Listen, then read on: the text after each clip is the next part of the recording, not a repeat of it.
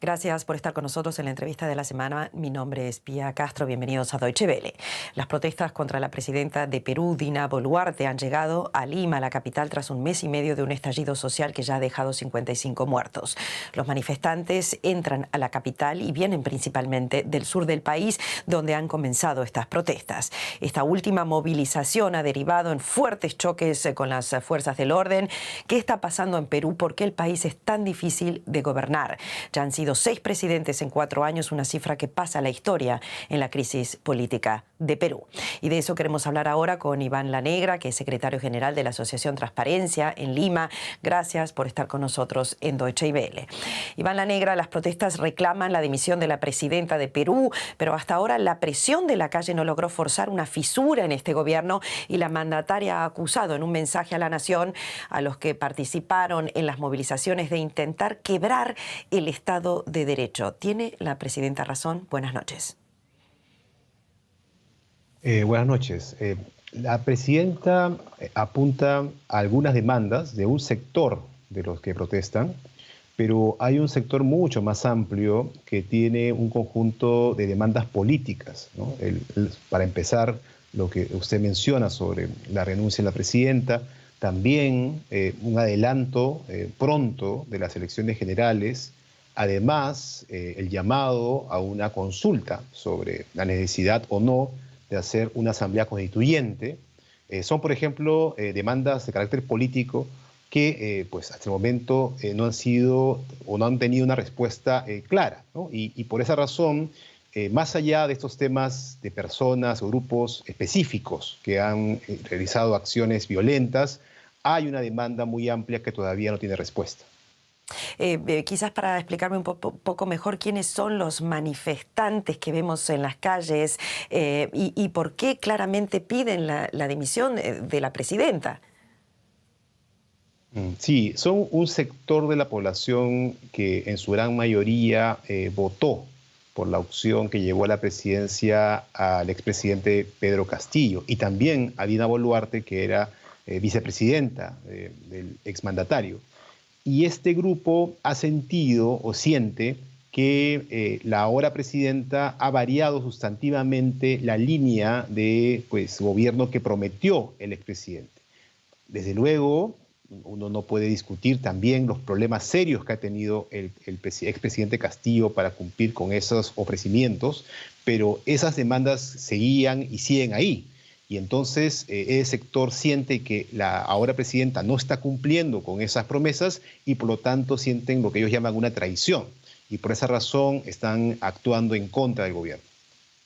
Sin embargo, la nueva presidenta es solo el último capítulo de una crisis política que azota a la nación desde hace años y que ha dejado 11 presidentes desde el año 2000. Tras esta situación hay una enorme polarización en su país, una polarización política, corrupción y un sistema que presenta serios problemas para brindar gobernabilidad a los presidentes. ¿Cuál es el problema de Perú? ¿La fragilidad de las instituciones, la corrupción? ¿Cuál es el problema? Sí, se han sumado varios problemas. Quizá el más importante es la destrucción, porque ya hay que decirlo así, la destrucción del sistema de representación del Perú. Este fue seriamente afectado a fines del siglo pasado y durante estas décadas del siglo XXI nunca logró recomponerse.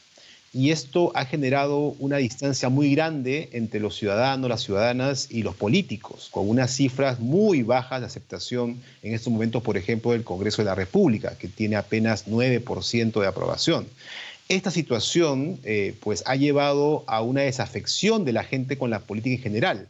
De hecho, en ese contexto, demandas de salidas de todos los políticos, demandas de cambios pues radicales cobran fuerza. Y esa situación, lamentablemente, también ha venido acompañada de un debilitamiento de algunas instituciones. Todo eso combinado está generando un problema muy serio de gobernabilidad en el país. Y esta crisis que estamos viendo se vuelve aún más difícil en esas condiciones. La Comisión Interamericana de Derechos Humanos ha observado, ha mandado una delegación hace muy poco a su país, ha observado un deterioro del debate público y una estigmatización a un sector de la población. ¿Qué significa esto? Vemos a los manifestantes que vienen principalmente, por ejemplo, desde el sur, que Lima los mira con un cierto recelo. Sí, hay grietas históricas en nuestro país, ¿no? En el Perú, la discriminación étnica, por ejemplo, es una cuestión que continúa siendo muy importante. Un sector de la ciudadanía, pues a veces siente, y con razón creo, que no tiene la misma condición en la práctica, en los hechos, que otro sector del país.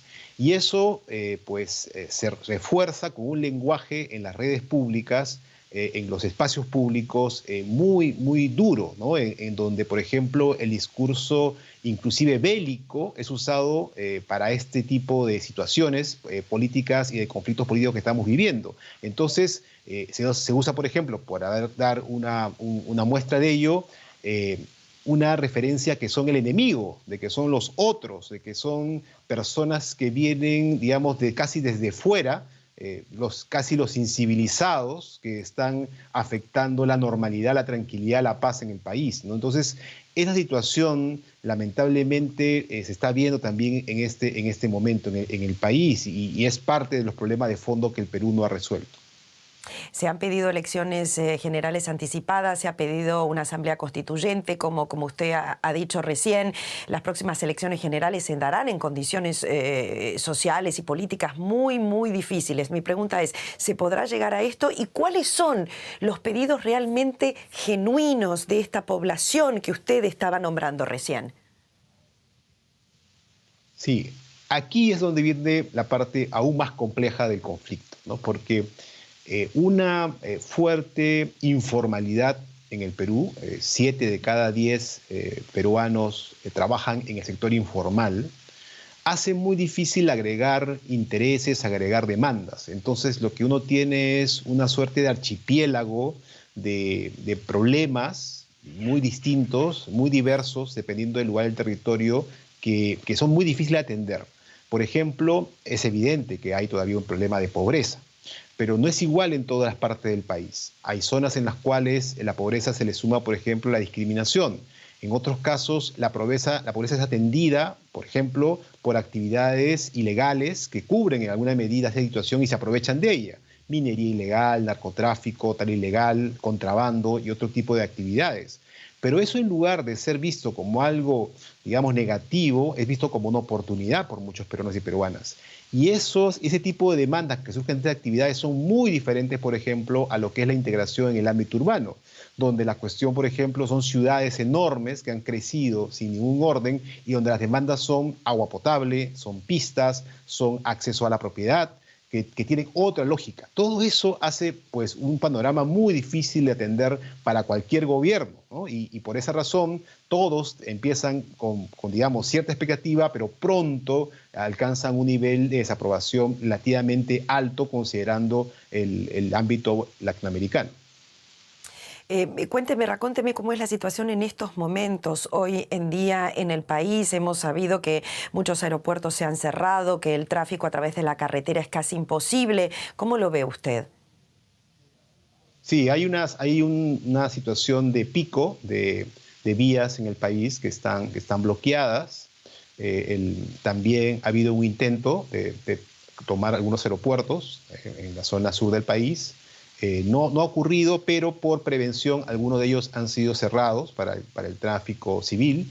Y de otro lado, hay desde luego también una preocupación, ¿no?, por la llegada de pues, los elementos que requieren las ciudades para poder funcionar, incluyendo los alimentos. Pero por el momento, hasta el momento, al menos se ha logrado paliar la situación, pero desde luego la continuidad de una situación así puede afectar la vida de las ciudades sin duda. El principal símbolo de las protestas que recorren Perú desde hace un mes y medio fue el entierro de los 17 manifestantes fallecidos a manos de las fuerzas de seguridad la semana pasada en Juliaca, en la sureña región de Puno. La mayoría de los fallecidos, que ya hoy, repito, son 55, fueron a causa de la represión de las fuerzas de seguridad. Parece que ellos no habrían seguido sus propias reglas, quizás por falta de preparación, no sabemos. Mi pregunta es si hay aquí una responsabilidad política. Sin ninguna duda, sin ninguna duda. Desde luego, habrá que hacer investigaciones ya para responsabilidades específicas, incluyendo las penales, pero no hay duda de que hay responsabilidades políticas por ello, sea por dolo, sea por negligencia. Hay un problema muy serio. Cuando las balas, por ejemplo, ¿no?, que se han encontrado en las necropsias, se han alojado en la cabeza de las personas, en zonas que por protocolos, ¿no?, deben ser las que en última circunstancia pues debería ser un objetivo, entonces revela una situación muy seria, ¿no?, que afectación de derechos humanos. Y de hecho, tanto la Comisión Interamericana de Derechos Humanos como la Oficina del Alto Comisionado de Naciones Unidas para Derechos Humanos han señalado su preocupación y la necesidad de investigaciones independientes, más allá de, como digo, de las responsabilidades políticas que desde luego existen. Doctor, lo primordial es ahora quizás elaborar un diagnóstico para acabar con el clima de violencia que se ha cobrado la vida de muchas personas. ¿Usted cree que es posible ahora recuperar la confianza de la gente y cuál sería esa hoja de ruta que tanto necesitamos para que Perú vuelva a ser nuevamente gobernable? Lo escucho. Sí, entendiendo que las salidas son solamente paliativos, es decir, no van a resolver los problemas de fondo que hemos venido conversando. Desde luego, un primer punto inmediato es tener una fecha pronta de adelanto de elecciones generales. Es decir, tanto el Congreso como el Ejecutivo están enfrentando un problema serio de legitimidad y una continuidad de muchos meses no es posible. Por lo tanto, tratar de completar la transferencia del gobierno, tanto del Ejecutivo como del Legislativo, este año me parece una urgencia. Ahora, eso va a depender lamentablemente del propio Congreso de la República, que tendría que aprobar esta situación.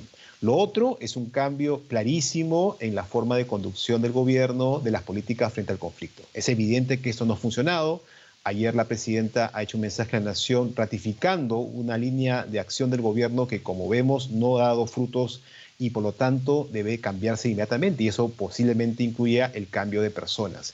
Y finalmente, plantear un diálogo nacional claro, abierto, con todos los actores posibles dentro de esta complejidad que hemos venido conversando, que permita pensar sobre qué cambios se requieren efectivamente en la Constitución y qué mecanismo debe utilizarse. Y, por ejemplo, mirando las experiencias cercanas en América Latina de los últimos años, para aprender tanto de las cosas positivas como de los errores. Doctor La Negra, muchísimas gracias por este análisis, por su tiempo. Un saludo a su país y que mejore la situación muy pronto. Estamos a las expectativas de lo que sucede allí. Gracias.